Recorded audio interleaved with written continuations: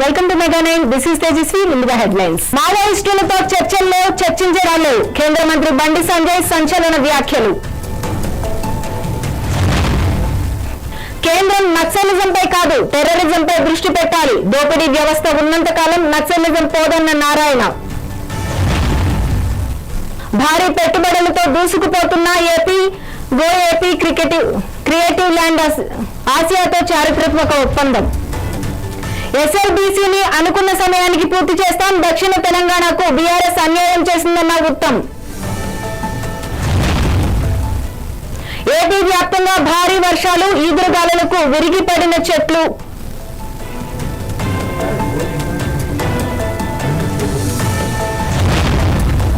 Details లోకి వెళ్తే ఏపీలోని కూటమి ప్రభుత్వం భారీ పెట్టుబడులను లక్ష్యంగా దూసుకెళ్తోంది. ఈ క్రమంలో తాజాగా మరో ప్రముఖ సంస్థతో కీలక ఒప్పందం చేసుకుంది. ఈ మేరకు సీఎం చంద్రబాబు ట్విట్టర్ వేదికగా ప్రకటించారు. ఇండియాలోనే మొట్టమొదటి ట్రాన్స్ మీడియా ఎంటర్టైన్మెంట్ సిటీ అయిన క్రియేటివ్ ల్యాండ్ ప్రజల రాజధాని అమరావతిలో ప్రారంభించడానికి గో ఏపీ క్రియేటివ్ ల్యాండ్ ఆసియాతో ఏపీ ప్రభుత్వం చారిత్రాత్మక అవగాహన ఒప్పందం చేసుకుందని చంద్రబాబు ట్వీట్ చేశారు. భారీ పెట్టుబడులతో దూసుకుపోతున్న AP go AP creative land ఆసియాతో ఒప్పందంపై ట్వీట్ చేసిన చంద్రబాబు కేంద్ర మంత్రి బండి సంజయ్ సంచలన వ్యాఖ్యలు చేశారు. మావోయిస్టులతో చర్చల ప్రసక్తే లేదని కుండ బద్దలు కొట్టారు. తుపాకులతో అమాయకులను చంపిన వారితో చర్చలు ఉండబోవన్నారు సంజయ్. మావోయిస్టులు తుపాకీ వేడనంత వరకు చర్చల ఊసే ఉండదన్నారు. మావోయిస్టులను నిషేధించేదే కాంగ్రెస్ అని, ఇప్పుడు మావోయిస్టులతో చర్చలు జరపాలని పోటీ పడుతున్నారని దుయ్యబట్టారు. కేంద్ర మంత్రి బండి సంజయ్ సంచలన వ్యాఖ్యలు మావోయిస్టులతో చర్చల ప్రసక్తే లేదు అన్నారు. నిన్న చూస్తున్నాను ఏది ముఖ్యమంత్రి గారి మాటలు చూసాను నిన్న ఏది ఆపరేషన్ కగారు విషయంలో. ఇప్పుడు వాళ్ళ చేతిలో తుపాకులు ఉంటాయి, మావోయిస్టుల చేతిలో తుపాకులు ఉన్నాయి. దాన్ని రాష్ట్ర ముఖ్యమంత్రి గారు ఏమంటారు, సామాజిక కొంత చూస్తున్నట్టారు. ఇదెక్కడ పద్ధతి? వాళ్ళ చేతిలో తుపాకులు ఉన్నాయి, వాళ్ళు మైండ్స్ని పెట్టిండ్రు పోలీసులు చంపడానికి. మీ కాంగ్రెస్ పార్టీ ప్రభుత్వమే మావోయిస్టులను నిషేధించింది. కాంగ్రెస్ పార్టీ ప్రభుత్వమే నిషేధించింది. మీ ప్రభుత్వం మీ పార్టీ నిషేధించినటువంటి దాన్ని మీరు పడుచుకోకుండా దాని సామాజిక కొంత చూస్తున్న రాష్ట్ర ముఖ్యమంత్రి చెప్పడము, మంత్రులు దీన్ని ఖండించడము, ఇది మంచి పద్ధతి కాదు. దమ్ముంటే ధైర్యం ఉంటే రాష్ట్ర ముఖ్యమంత్రి గారిని చలో మావోయిస్టులు నిషేధం తొలగించే దమ్ము మీకుందా? మరి ప్రజలు తిరగబడతారు ఇవాళ. కానీ దాని గిరిజనుల పేరుతోని దాన్ని చూడడానికి మంచి పద్ధతి కాదు. గిరిజనులు ఎవరు పోలీసులను చంపరు, గిరిజనులు ఎవరు మైండ్స్ పెట్టి బ్లాస్టింగ్ చేయరు. కాబట్టి అనేక మంది అమాయకులను చంపినరు. కూడా దాని మీద ఈ సంఘాలు ఎప్పుడు మాట్లాడాయి. ఇవాళ వచ్చి ఇలా చర్చలు జరపాలంటే తుపాకీ చేతిలో ఉన్నటువంటి వ్యక్తులతో నిషేధింపబడిన సంస్థతో ప్రభుత్వం ఏ విధంగా చర్చలు జరపాలి దాని చెప్పాలి. దోపిడీ వ్యవస్థ ఉన్నంతకాలం నక్సలిజం పోదని, ఒక వ్యవస్థ నిర్మాణం కోసం ప్రజలు నక్సల్స్ గా మారతారని సిపిఐ జాతీయ నేత నారాయణ అన్నారు. కేంద్ర ప్రభుత్వం నక్సలిజం అంతపై పెట్టిన దృష్టి 10% టెర్రరిజంపై పెడితే బాగుంటుందని నారాయణ ఎద్దేవా చేశారు. అరాచకం సృష్టించడమే టెర్రరిజం, దాన్ని భూస్థాపితం చేయాలని నారాయణ సూచించారు. దోపిడీ వ్యవస్థ ఉన్నంతకాలం నక్సలిజం పోదు, వ్యవస్థ నిర్మాణం కోసం ప్రజలు నక్సలిజంగా మారతారు అని ఆయన చెప్పారు. ప్రభుత్వాన్ని తీవ్రంగా విమర్శించేటువంటి మానవుని శత్రువు టెర్రరిజం. అది ఏ గ్రూపులో ఉన్నా, ఏ రంగంలో ఉన్నా టెర్రరిజమే, అది శత్రువే. దాని అంశానికి కావాల్సినటువంటి ఏర్పాటు చేయాల్సిందే. అందుకే ఈ భారతదేశంలో బీజేపీ ప్రభుత్వాన్ని తీవ్రంగా విమర్శించేటువంటి మాలాంటి వాళ్ళు కానీ, ఇతర పార్టీలు కానీ, బీజేపీ వ్యతిరేక శక్తులు కానీ అందరూ కూడా ఒక్క తాటిపైకి వచ్చి ఈ భారతదేశంలో టెర్రరిజం అంశానికి కేంద్ర ప్రభుత్వం ఏ వైఖరి తీసుకున్నా మేము మీతో ఉంటామని చెప్పేసి మొట్టమొదటిసారి ప్రకటించాం. అంటే ఇంత విభేదాల్లో కూడా ఐక్యత సాధించింది. టెర్రరిజాన్ని నిర్మూలించడానికి కేంద్ర ప్రభుత్వానికి క్లీన్ చిట్ ఇచ్చడం, క్లీన్ చిట్. దాన్ని ఉపయోగించుకుని ప్రధానమంత్రి అటు దేశంలోనూ అటు ప్రపంచంలోనూ టెర్రరిజానికి వ్యతిరేకంగా నిలబడే అన్ని శక్తుల్ని కూడగట్టి వాళ్ళని ఐసోలేట్ చేయాల్సిన అవసరం ఉంది. యుఎన్ఓలో మనం ప్రస్తావన చేయొచ్చు, అంతర్జాతీయ న్యాయస్థానంలో మనం ప్రస్తావన చేయొచ్చు, వాళ్ళకి అనుకూలంగా ఉండేవాళ్ళు కూడా వాళ్ళు కన్విన్స్ చేయొచ్చు. ఆ పద్ధతిలో ఒక విశాల ప్రాతిపదిక ఉద్యమం నిర్మిస్తే అప్పుడు టెర్రరిజం అవుతుంది తప్ప మేము కత్తి కన్ను పన్నుకి పన్ను అంటే అది నడవదు. టెర్రరిజం అంటే ఒక అరాచక శక్తులతో కూడుకుంది. గత బీఆర్ఎస్ సర్కార్ కాళేశ్వరంపైనే మొత్తం దృష్టి పెట్టి దక్షిణ తెలంగాణ పట్ల నిర్లక్ష్యం వహిస్తూ అన్యాయం చేసిందని మంత్రి ఉత్తమ్ కుమార్ రెడ్డి అన్నారు. ఎస్ఎల్బీసీ దేవాదుల ప్రాజెక్టులను పూర్తి చేయలేదని, పాలమూరు, రంగారెడ్డి, కల్వకుర్తి, మెట్టెంపాడు, భీమా ప్రాజెక్టులను పట్టించుకోలేదని ఉత్తమ్ మండిపడ్డారు. కాంగ్రెస్ ప్రజాప్రభుత్వం సాగునీటి ప్రాజెక్టులకు అధిక ప్రాధాన్యమిస్తోందని అన్నారు. ఎస్ఎల్బీసీ ప్రాజెక్టును అనుకున్న సమయానికి పూర్తి చేస్తామని ఉత్తమ్ తెలిపారు. బీఆర్ఎస్ దక్షిణ తెలంగాణకు అన్యాయం చేసిందని ఉత్తమ్ అన్నారు.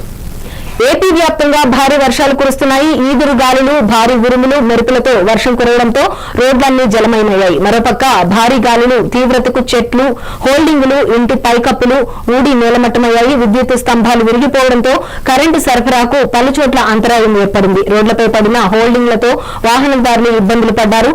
ఇక రోడ్లపై నిలిపిన బైక్లు, కార్లు, ఆటోలు కింద పడి డ్యామేజ్ అయ్యాయి. పరిస్థితిని హోంమంత్రి అనిత సమీక్షించారు. విపత్తు నిర్వహణ సమితి ఎండీ కూర్మనాథ్తో ఫోన్లో మాట్లాడారు. ముందస్తు చర్యలు తీసుకోవాలని ఆదేశించారు.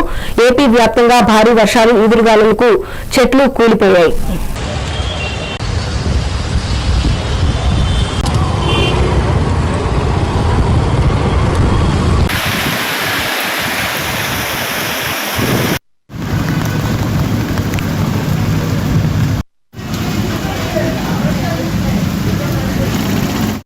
తిరుపతిలో భారీ వర్షం పడింది. సుమారు 2 గంటల పాటు ఎడతెరిపి లేకుండా పడిన వర్షానికి రోడ్లన్నీ జలమయమయ్యాయి. లోతట్టు ప్రాంతాల్లో వర్షపు నీరు చేరింది. ఈదురుగాలులతో పాటు ఉరుములు, మెరుపులతో వర్షం పడటంతో ప్రజలు కొంత ఇబ్బందులు పడినప్పటికీ భానుడు భగభగలు, ఉక్కపోతల నుంచి కొంత ఉపశమనం పొందారు. దీనిపై మరింత సమాచారాన్ని మా ప్రతినిధి నారాయణ రెడ్డి అందిస్తారు. భిన్నమైన వాతావరణ పరిస్థితులు నెలకొనున్నాయి. ఇటీవల 3-4 రోజులుగా తిరుపతి జిల్లాలో ఒక వర్ష సూచనలు ఉన్నప్పటికీ చెదురుమెదురు వర్ష సూచనలు మాత్రం కనిపించాయి. అయితే మరోవైపు బాణుడి భగభగలతో ప్రజలందరూ అల్లాడిపోతున్నారు. ఉక్కపోతలతో అంటే 43 డిగ్రీల సెల్సియస్ ఉష్ణోగ్రతలు నమోదవుతున్న పరిస్థితి ఉంది. అయితే గత 2 రోజులుగా అంటే ఒక వర్ష సూచన కనిపిస్తున్నప్పటికీ కొన్ని ప్రాంతాల్లో మాత్రమే వర్షం పడిన పరిస్థితి కనిపిస్తుంది. అయితే ఈరోజు ఆదివారం మధ్యాహ్నం సుమారు 45 నిమిషాల పాటు తిరుపతిలో భారీ వర్షం కురిసింది. ఈ యొక్క వర్షానికి సంబంధించి ఇప్పటికే లోతట్టు ప్రాంతాల్లో కొంత వర్షపు నీరు చేరడం కూడా జరిగింది. అలాగే భారీ ఈదురుగాలులు ఎక్కువగా ఉండడంతో కూడా కొన్ని చెట్లు కూడా నేలమట్టం అయ్యాయి. అలాగే ఇక తిరుమలలో కూడా నిన్నటి రోజున భారీ వర్షం కురిసింది. అంటే ఈ రోజు కూడా వర్షం కురిసిన పరిస్థితి కనిపిస్తుంది. అంటే ఈ యొక్క ఉక్కపోతలతో అల్లాడిపోయిన ప్రజలకు కొంత ఈ యొక్క వర్షం ఉపశమనం కల్పించినప్పటికీ ఇక భారీ వర్షంతో అంటే ఈరోజు నీటి పరీక్ష ఉన్న నేపథ్యంలో కూడా కొంతమంది విద్యార్థులు ముందస్తుగా పరీక్షా కేంద్రాలకు చేరుకున్నప్పటికీ కొంతమంది సకాలంలో చేరుకోలేని పరిస్థితి కూడా ఉంది. అయితే కొంతమంది ఈ యొక్క వాహన సాధకాలైన ఆటోలు, రిక్షాలు, అలాగే 2 వీలర్లో కూడా ఈ యొక్క పరీక్షా కేంద్రాలకు చేరుకుంటున్న పరిస్థితి కనిపిస్తుంది. అలాగే ఇక ఉరుములు మెరుపులతో కూడిన భారీ వర్షం కురుస్తుండడంతో ప్రజలు కొంత ఇబ్బందులకు గురవుతున్న పరిస్థితి కూడా ఉంది. భారీ స్థాయిలో వర్షం కురవడంతో కూడా ఈ యొక్క లోతట్టు ప్రాంతాల్లోకి నీరు చేరడం కొంత ఇబ్బందికరంగా మారిన పరిస్థితి కనిపిస్తుంది. మొత్తానికి ఇక తిరుపతిలో ఇక వర్షపు జల్లులతో ప్రజలు తడిసి మొద్దైన పరిస్థితి కనిపిస్తుంది. కెమెరామెన్ సురేష్తో నారాయణ, మెగా 9 టీవీ, తిరుపతి జిల్లా. తిరుమల తిరుపతి దేవస్థానానికి భారీ విరాళం అందింది. ఎస్వి అన్నదానం ట్రస్ట్ కు బెంగళూరు ఇసక్ వెంచర్స్ ఎల్ఎల్పి కంపెనీ యజమాని యతీష్ సూర్యనేని 1,50,00,000 రూపాయల విరాళం అందజేశారు. క్యాంపు కార్యాలయంలో టీటీడీ చైర్మన్ కు చెక్కును అందజేశారు. టీటీడీకి భారీ విరాళం ఎస్వి అన్నదానం ట్రస్ట్ కు అందింది. 1,50,00,000 విరాళం టీటీడీ చైర్మన్ కు అందజేయడం జరిగింది. యూట్యూబర్ అన్వేష్ పై తెలంగాణ పోలీసులు కేసు నమోదు చేశారు. లోని పలు గెస్ట్ హౌస్లకు టీటీడీ బోర్డు పేర్లు మార్చింది. దాతలు తమ సొంత పేర్లు పెట్టుకున్న గెస్ట్ హౌస్లను భగవంతుడి పేర్లతో మార్చాలని నిర్ణయించింది. ఈ మేరకు 42 గెస్ట్ హౌస్లకు కొత్త పేర్లు పెట్టారు. దీనిపై మరింత సమాచారాన్ని మా ప్రతినిధి నారాయణ రెడ్డి అందిస్తారు. తిరుమల శ్రీవారి దర్శనార్థం వచ్చే భక్తుల్లో భక్తిభావాన్ని పెంపొందించే విధంగా తిరుమల తిరుపతి దేవస్థానం ధార్మిక మండలి చేపడుతున్న అనేక కార్యక్రమాలు, తీసుకుంటున్న నిర్ణయాల పట్ల భక్తులు హర్షం వ్యక్తం చేస్తున్నారు. తిరుమల శ్రీవారి పైన ఉన్న అచంచలమైన భక్తి విశ్వాసాలతో సంపన్నులు తిరుమలలో శ్రీవారికి అతిథి గృహాలను నిర్మించిస్తుండడం ఆనవాయితీగా వస్తుంది. అంటే ఈ క్రమంలోనే తిరుమలలో దాతలు నిర్మాణం చేసి ఇచ్చిన ఏదైతే ఆ యొక్క అతిథి గృహాలకు వారి పేర్లను పెట్టుకోవడం అలవాటైంది. అయితే అలాంటి ఒక సంస్కృతికి స్వస్తి పలకడే విధంగా టీటీడీ చైర్మన్ బిఆర్ నాయుడు ఓ నిర్ణయాన్ని కూడా తీసుకోవడం జరిగింది. గత ఏడాది డిసెంబర్ 24 ధర్మకర్తల మండలి సమావేశంలో ఈ యొక్క అతిథి గృహాలకున్న వారి సొంత పేర్లను తొలగించి భక్తిభావం ఉట్టిపడేలా భగవంతుని పేర్లను పెట్టాలని చెప్పి కూడా ఓ ప్రపోజల్ను కూడా తీసుకొచ్చారు. ఆ ప్రపోజల్కు పాలక మండలి కూడా తీర్మానాన్ని ఆమోదించడం కూడా జరిగింది. అయితే ఈ క్రమంలోనే తిరుమలలో సుమారు 75 అతిథి గృహాలను దాతలు కట్టించి టీటీడీకి ఇవ్వడం జరిగింది. ఆ యొక్క అతిథి గృహాలకు అంటే జిఎంఆర్ సంస్థ, అలాగే my homes, Magunta Nilayam, Rachana guest house, Radhakrishna guest house అంటే ఇలా సొంత పేర్లను పెట్టుకొని ఆ యొక్క భవనాలను టీటీడీకి ఇవ్వడం జరిగింది వితరణగా. అయితే ఆ విధంగా ఉన్న పేర్లను తొలగించి దేవుని పేర్లు పెట్టాలని చెప్పి కూడా ఒక టీటీడీ పాలక మండలి ఓ నిర్ణయాన్ని తీసుకొచ్చింది. ఈ నిర్ణయంలో భాగంగానే సుమారు 75 పేర్లను ప్రతిపాదిస్తూ టీటీడీ యొక్క ఉత్తర్వులను కూడా జారీ చేసింది. ఆ యొక్క 75 పేర్లలో వాళ్ళకి నచ్చిన పేరును పెట్టుకునే విధంగా కూడా దాతలకు అవకాశాన్ని కల్పించింది. ఇందులో భాగంగానే 49 అతిథి గృహాలకు ఈ యొక్క పేర్లను కూడా మార్చడం కూడా జరిగింది నిన్నటి రోజున.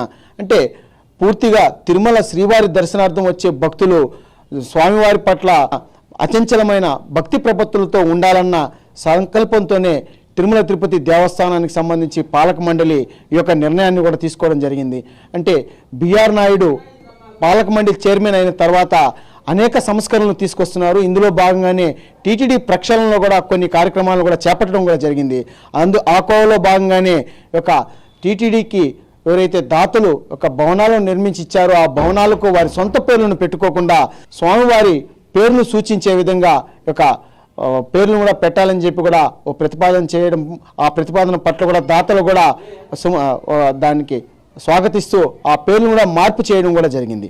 అంటే పూర్తిగా భక్తులు తిరుమలలో గోవిందనామ స్మరణలు తప్ప ఇంక వేరే ఏవి వినపడకుండా ఉండే విధంగా కూడా, అలాగే భక్తుల్లో భక్తిభావాన్ని పెంచే విధంగా కూడా ధర్మకర్తల మండలి కూడా అనేక కార్యక్రమాలను చేపడుతోంది. చిత్తూరు జిల్లా పొంగనూరులో నకిలీ రికార్డులు సృష్టించి ఆ భూములను మరొకరికి విక్రయిస్తూ ప్రజలను మోసం చేస్తున్న నీలిమపై చర్యలు తీసుకోవాలని బాధితులు డిమాండ్ చేశారు. నకిలీ పత్రాలతో పెద్దిరెడ్డి కుటుంబానికి కూడా భూమిని విక్రయించి వారిని కూడా మోసం చేసిందని బాధితులు ఆరోపించారు. రాంపల్లి గ్రామ సర్వే నంబరు 382/1లో ఉన్న ఎకరా 30 సెంట్ల భూమికి నకిలీ డాక్యుమెంట్లను సృష్టించి మాజీ మంత్రి పెద్దిరెడ్డి కుటుంబానికి విక్రయించారని బాధితులు సురేంద్రబాబు ఆరోపించారు. పొంగనూరులో భూములకు నకిలీ రికార్డులు సృష్టి పేదల భూములకు మరొకరికి విక్రయించినట్లు తెలుస్తోంది. 382లో 1వ లెటర్ మేము అమ్మకనే తప్పుడు రికార్డు సృష్టించి నీలిమ అనే పోస్ట్ డిపార్ట్మెంట్ లో ఈ సర్కిల్ ఇన్స్పెక్టర్ గా పనిచేస్తూ ఆమె పడుకుబడిని ఉపయోగించుతూ ఈ కోదండరామయ్య అనే సెక్రటరీని పట్టుకొని పాస్బుక్ సృష్టించుకొని గౌరవనీయులైన పెద్దిరెడ్డి రామచంద్రారెడ్డి గారికి కూడా 82 సెంట్లు అమ్మేసింది సార్. అతన్ని కూడా మోసం చేస్తూ మమ్మల్ని మోసం చేస్తూ ఈ ల్యాండ్ లేక రాని కన్నా మమ్మల్ని రౌడీలను పెట్టి ప్రాణ భయంతో ఇంతవరకు ఇక్కడ 50 మంది 60 మంది రౌడీలు ఉన్నారు సార్. అతను తోపలేక పరిగెత్తినారు సార్. మిమ్మల్ని విలేకరులు చూసి పరిగెత్తినారు సార్.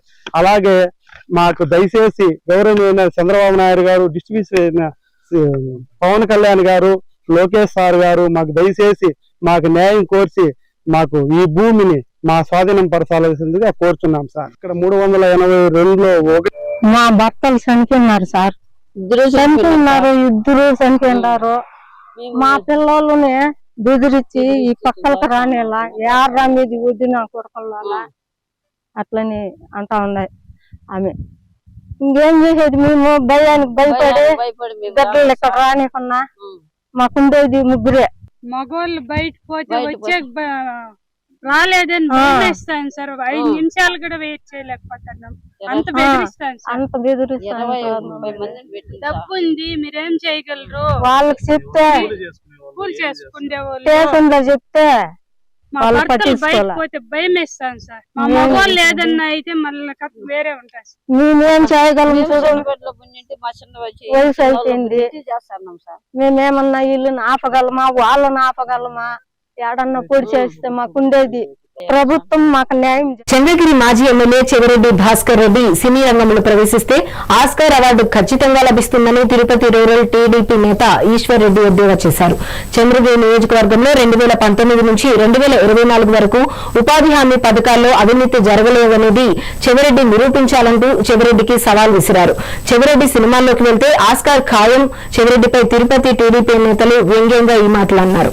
మస్తు లీడ్ అయిపోయింది. అదే నేను రాజస్థాన్ మొత్తం చిత్తూరు తిరుపతి నుంచి టోటల్ గా చిత్తూరు జిల్లా అంతా పార్లమెంట్ లో ప్రతిధ్వనింపజేస్తాను, ఎంపీ లెటర్ పెట్టిస్తాను, భారత ప్రభుత్వాన్ని మేల్కొల్పిస్తాను, చిత్తూరు చదువు నియోజకవర్గాన్ని నిధులు రానికుండా చేస్తాను. ఇన్ని మాటలు ఏం లేదా? ఏం బాధని ఇది? ఓపిక పట్టలేవా? 9 నెలల్లో మేము కన్స్ట్రక్టివ్ గా ఈ అభివృద్ధి చేసినామని మేము చెప్పుకుంటాను. ఈ రోడ్లు మా 8 లక్షలని, నువ్వు మొత్తం 396 కోట్ల పైన 34 లక్షలు ఏమీ లేదా? ఈ రోజు నువ్వు ఎక్కడైనా సరే గోకులంలో మేము పెట్టిస్తామనే చోట నువ్వు ఎర్రవారిపాలెంలో చిన్నపెట్టుకల పాకాలు ఎక్కడైనా కూడా సరే పర్టికులర్ గా షెడ్ లేకుండా ఎక్కడైనా గోకులం తప్పు డ్రా చేస్తారని నిరూపించగలవా? నువ్వు ఇప్పటికీ పొదలకూరు సామాజిక ఆరోగ్య కేంద్రంలో 1,50,00,000తో ఏర్పాటు చేసిన డయాలసిస్ కేంద్రాన్ని సర్వేపల్లి శాసనసభ్యులు సోమిరెడ్డి చంద్రమోహన్ రెడ్డితో కలిసి మంత్రి సత్యకుమార్ యాదవ్ ప్రారంభించారు. పొదలకూరుకు 5 పడకల డయాలసిస్ యూనిట్ ను ప్రభుత్వం మంజూరు చేస్తే సోమిరెడ్డి మరో 3 యూనిట్లు సమకూర్చడం అభినందనీయమన్నారు. కూటమి ప్రభుత్వం ఏర్పడిన 10 నెలల కాలంలోనే రాష్ట్రంలో 18 డయాలసిస్ కేంద్రాలను ఏర్పాటు చేయడం జరిగిందన్నారు.